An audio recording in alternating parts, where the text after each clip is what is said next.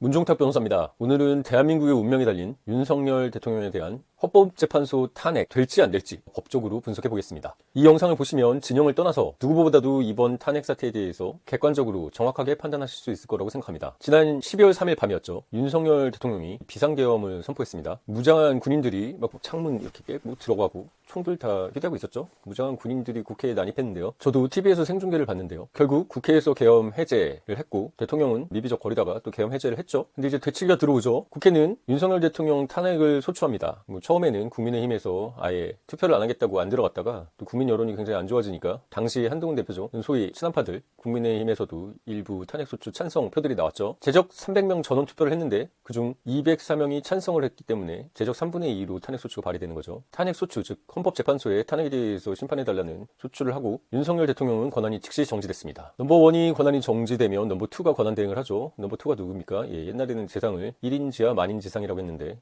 위아래가 꼭 있다는 게 아니라 행정부 서열 2위죠. 국무총리가 대통령 권한대행이 됐습니다. 한독수 총리인데요. 이제 윤 대통령이 탄핵될지 말지는 헌법재판소에서 결정합니다. 예전에 박근혜 전 대통령 탄핵 심판 기억하십니까? 대통령 박근혜를 파면한다. 헌재 결정으로 박근혜 전 대통령이 파면된 거죠. 즉 탄핵됐다는 건데요. 결론부터 말씀드리면 현 상황에서는 윤석열 대통령도 파면, 탄핵될 것으로 보입니다.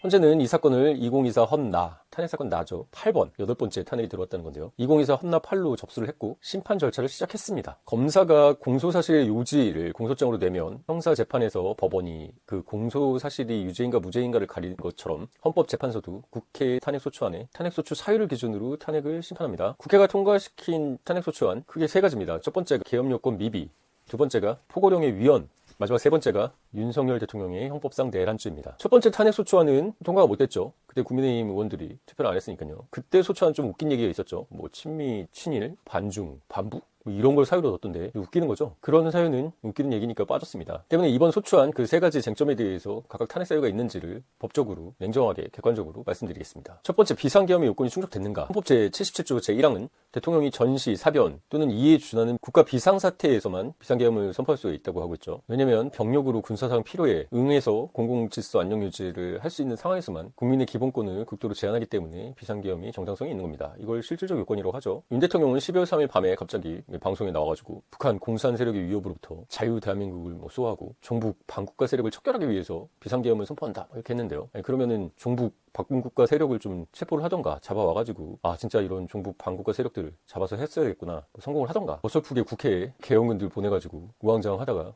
그냥 끝났죠. 사실인지는 확인해봐야겠지만 이재명 민주당 대표나 심지어 한동훈 자기 당 대표까지도 체포하라고 했는데 그 사람들이 반북 종국가 세력인지는 여러분들 판단에 맡기겠습니다. 하지만 적어도 전시, 전쟁이라는 거죠. 사변, 국내에서 거의 전쟁에 준한 상태가 있다는 건데 그런 건 전혀 없었죠. 대통령은 12월 12일에 또 나와가지고 담화에서 대통령 비상계엄 선포가 사면이나 외교권 행사처럼 사법심사 대상이 아니다. 통치행위고 고도의 판단행위다. 이런 얘기를 했는데요. 자신이 계엄 선포한 거는 사법심사 대상이 아닌 고도의 통치행위라는 거죠. 판단할 수 없나요? 현재는 소추사이기 때문에 두 가지를 판단할 겁니다. 실질적 요건으로서 그래서 비상계엄이 군을 동원하는 건데 그런 상황이 맞냐? 실질적 요건을 볼 것이고 두 번째, 절차적 요건으로 비상계엄 선포도 절차를 거쳐야 되죠. 그 절차를 거쳤냐? 그거의 위법성을 판단할 겁니다. 비상계엄 요건인 전시, 사변, 그에 준하는 국가 비상사태를 보기는 힘들 겁니다. 다들 안방이나 마을에서 TV 보다가 봤죠. 비상계엄은 국민의 기본권을 극도로 제한하고 군을 투입하는 것이기 때문에 이 실질적 요건이 엄격합니다. 전시 계엄 상황을 만들기 위해서 북한 공격을 유도한다 이런 메모가 나왔다고는 하는데요. 약간 기시감이 들지 않습니까? 예전에 박근혜 전 대통령 탄핵할 때도 무슨 태블릿 PC니 최순실이 연설문 고치고 개입했느니 이런 얘기 했었는데 사실 많이들 조작된 증거랑 과장됐다는 게 밝혀졌죠. 이번에도 무슨 한동훈을 체포하거나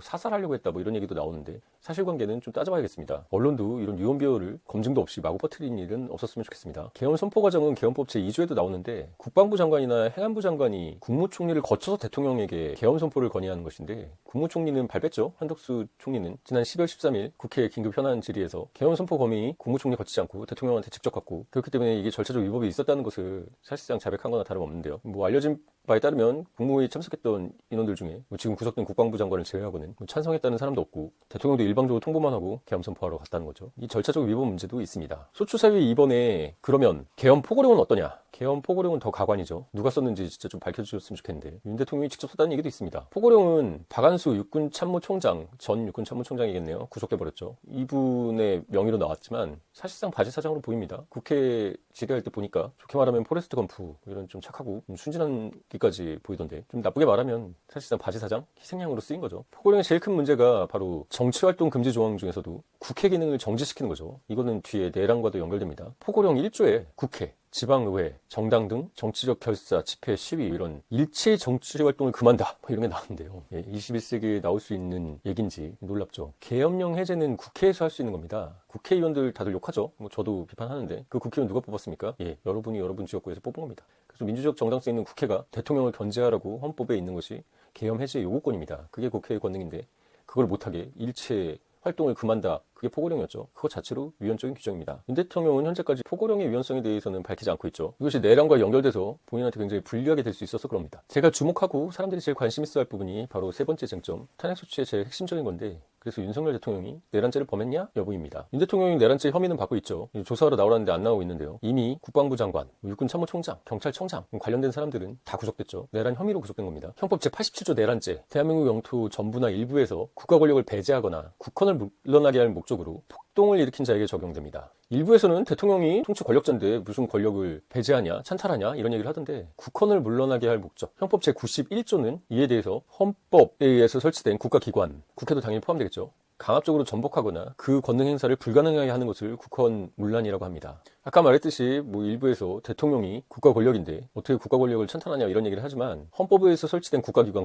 국회는 입법부로 헌법 제40조를 기억하는데 대통령보다 더 먼저 나옵니다. 헌법이 기본권과 통치구조에 대한 논인데 입법, 행정, 사법 이 순서로 규정이 돼 있어요. 그렇기 때문에 입법부 국회, 국가기관을 군을 보내서 계엄 해제를 못하게 한다. 이것이 바로 국가기관의 권능 행사를 불가능하게 막는 것이고 국헌 문란입니다. 전두환 노태우 전 대통령 내란 재판에서 사형도 선고되고 그랬죠. 광주 5.18 있었을 때 대통령이었죠. 하지만 그때도 내란죄 유죄가 된 게 대통령이었지만 그 했던 행동들이 내란이 해당된다고 보았던 것이죠. 계엄 선포야 100번 양보해서 대통령이 판단 미스로 잘못했지 그거 갖고 다 사법심사를 하냐 이렇게 볼 수도 있지만, 문제는 계엄군들이 국회에 난입했던 것입니다. 제가 지금은 비공개했지만 계엄 사태 후에 라이브 방송을 했었었는데요. 그때 강철부대 얘기를 하면서 707이나 특전사들 대한민국을 지키기 위한 최종의 부대인데 저 군인들 비난이나 없었으면 좋겠다 얘기를 했었습니다. 군인이야 명령에 따라서 움직이는 것인데 이런 잘못된 군 통수권자의 명령으로 거기에 간 것이죠. 근데 이들이 마음을 먹었다고 그러면 국회의원 체포나 국회 점령 못했을까요? 이건 총이란 건 얼마나 무섭습니까? 9.11 테러 났을 때도 비행기 탈취해서 간 애들이 무슨 수십 명 수백 명 있었습니까? 얼마 안 된 인원으로 승객들 다 통제하고 총으로 위협한 다음에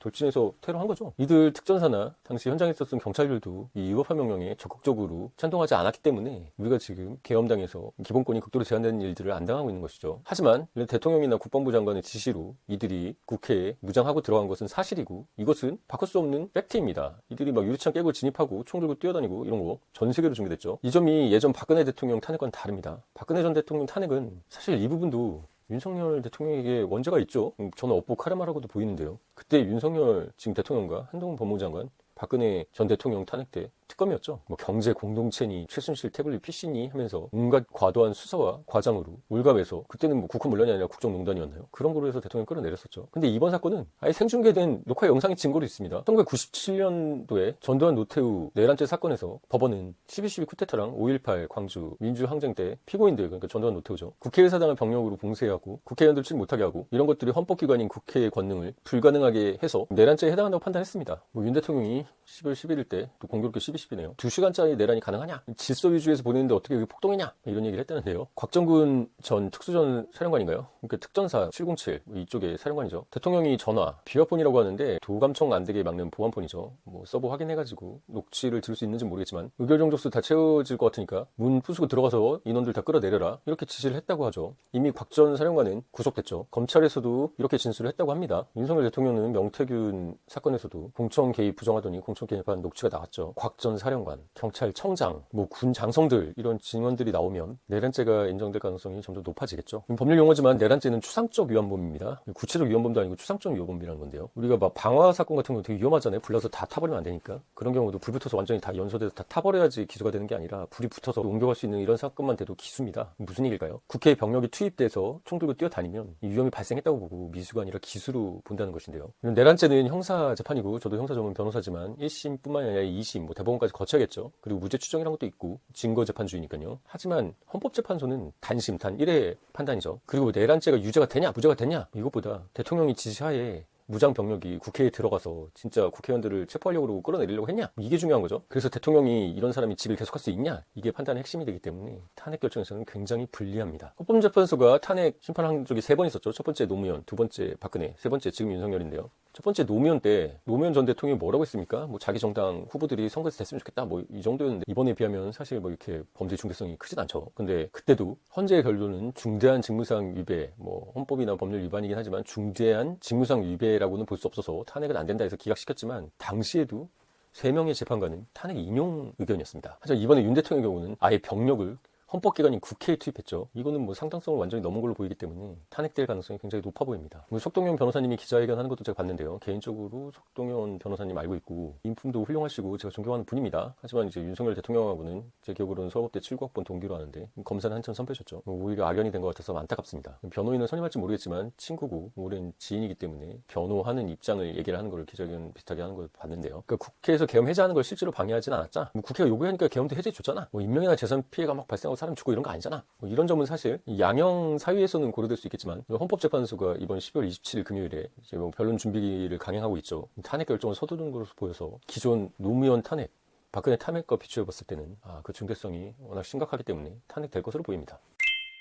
자, 이제 그래서 언제 탄핵이 결정되고 그 다음에 대선은 어떻게 될 거냐, 앞으로 일 예측에 대해서 궁금하실 테니까 한번 말씀드려보겠습니다. 헌법재판소법에 탄핵은 사건 접수하고 180 이내에 결정하는 것이 원칙입니다. 하지만 이재명 민주당 대표 선거법 위반 재판도 사실 633 6개월, 3개월, 3개월 뭐 이렇게 하라는 원칙이 있지만 안 지켜지죠. 윤석열 대통령도 뭐 이 점을 노렸는지 접수 통지가 오는 거 서류들을 안 받고 막 꼼수를 부리고 있습니다.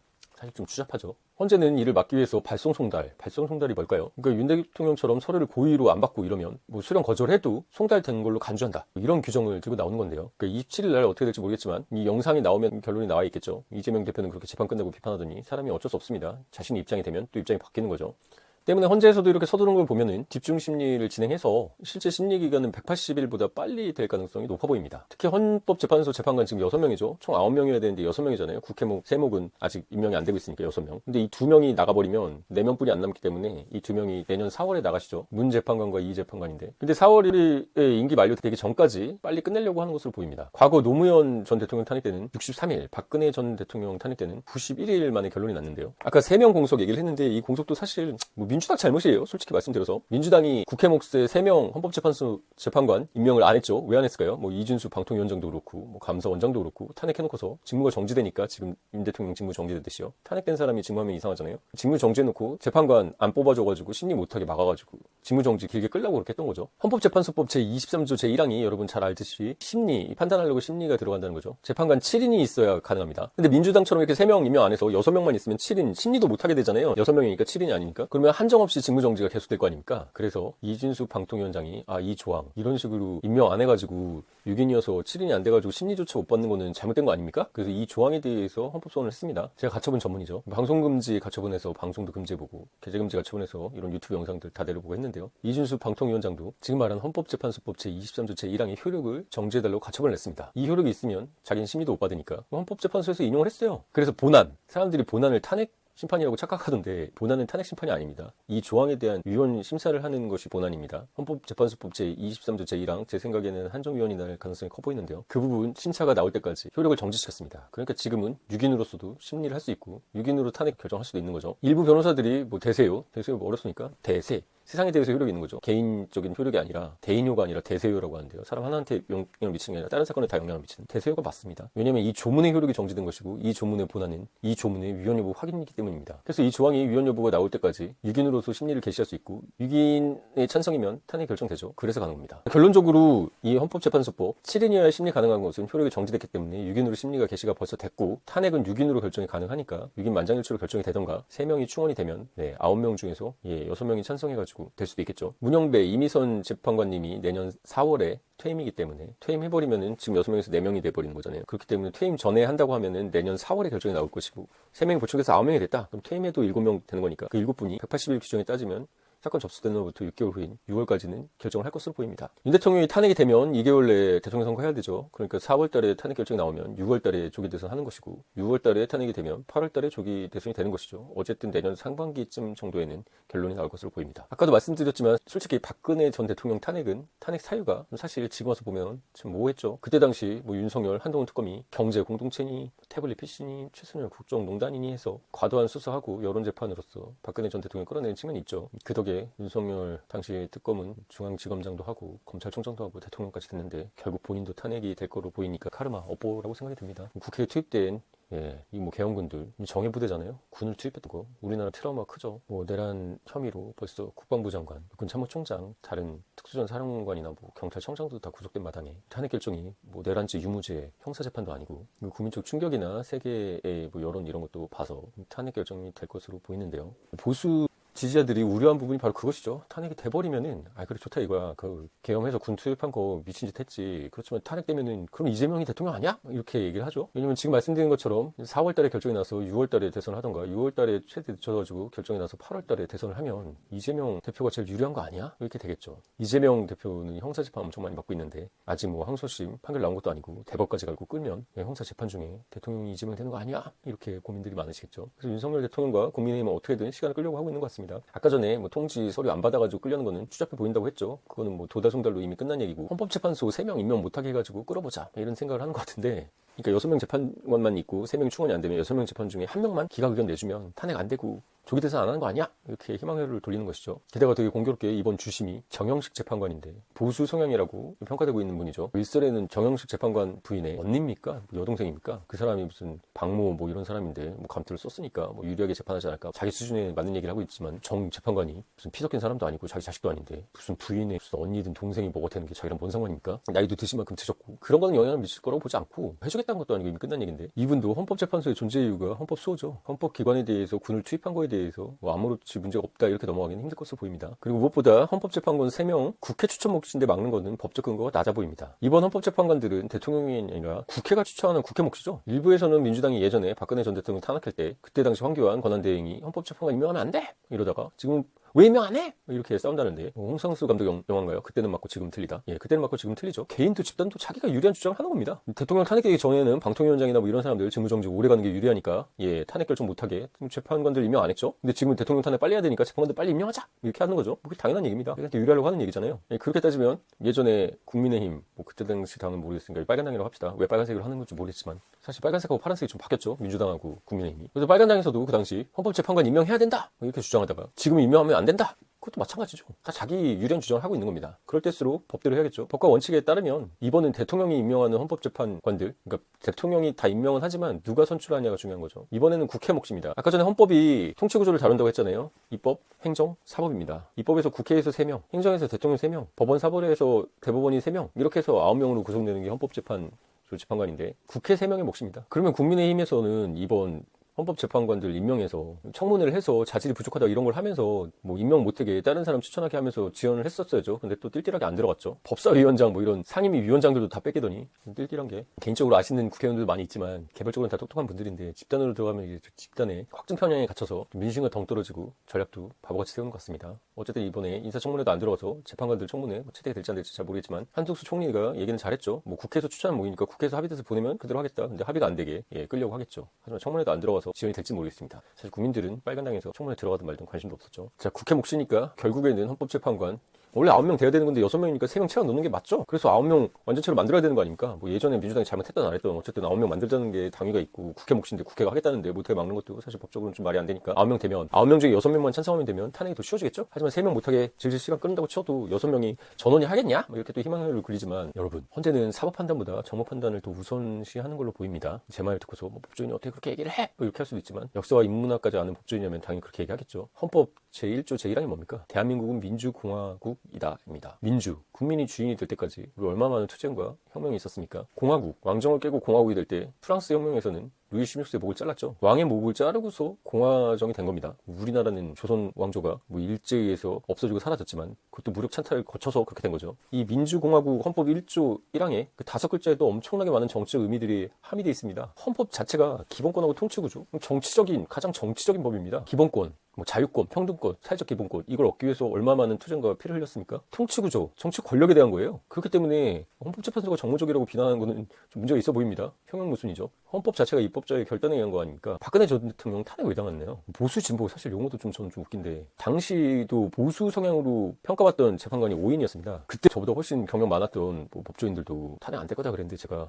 희망으로 들지 말고 탄핵됩니다 했습니다. 만장일치로 탄핵됐죠. 왜 그럴까요? 그때 박근혜 전 대통령의 지지율이 한 자리 숫자였기 때문에 그랬습니다. 대통령 수ек이 안 되겠다는 헌법재판소 결정이 들어간 것이죠. 내년 봄 윤석열 대통령 지지율이 헌재 결정에 가장 큰 영향을 미칠 겁니다. 지지율 한 자리로 대통령 못하겠네, 수행 못하겠네 그런데 헌재에서 탄핵 기각시키고 대통령 다시 하라? 이렇게 할 수 있을까요? 헌재가 정무적, 정치적 판단을 한다는 거에 대해서는 뭐 아니라고 하는 사람은 사실 피터팬이라고 생각하고 원더랜드에서 팅커벨하고 사십시오. 국민 여론의 영향을 받을 뿐이 없습니다. 하지만 지금 탄핵에 대해서 보면 보수에서도 윤석열은 끝났다는 의견이 많습니다. 그나마 2017년 박근혜 전 대통령 탄핵과는 달리 뭐 보수 유튜버라고 하는 사람들이 희망회로를 돌리면서 사람들 얘기하고 있지만 정상적인 사람이라면 그때 국회에 무장군 투입하고 뭐 나와서 하는 얘기들 들어보면 정상이 아니라는 생각이 들죠. 지금 21세기입니다. 비상계엄 얘기하고 국회에 군 투입한 거 전 세계 사람들이 봤는데 제가 칼럼에서도 무서워져서 끝난다고 했는데 정상적인 판단이 안 되는 사람이구나. 정상적인 사람들은 그런 판단을 하죠. 이 국제사회의 비판 그리고 미국도 공개적으로 비판을 했다고 하는데요. 트럼프 이후에 관계회복을 어떻게 하는지가 또 영향을 미치겠지만 헌법재판소의 존재 이유가 헌법 소죠. 때문에 이 유연적 개헌과 국회에 군인들 투입했던 거 그리고 앞으로 대통령이 직접 지시를 했는지 안 했는지 이런 여부에 따라서